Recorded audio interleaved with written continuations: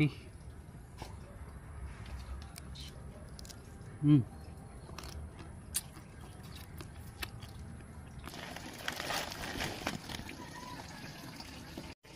Ang tawag namin dito sa kapis ay uson-uson. Ayan, para siyang bulaso na maliliit. I think bulaso yata to na maliliit.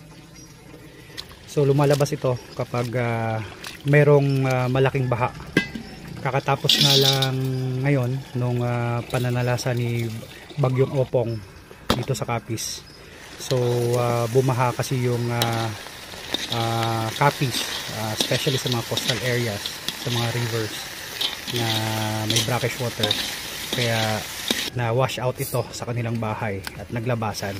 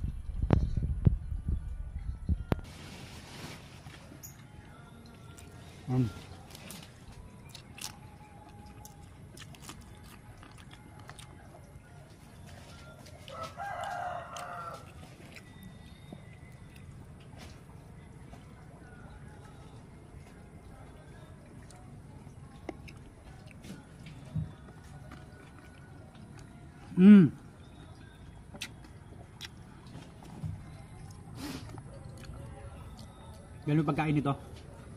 Bilangin mo ulo, 1, 2, pangalawa, dyan mo hatiin. Tapos, ipipress mo to. Yan, labas oh.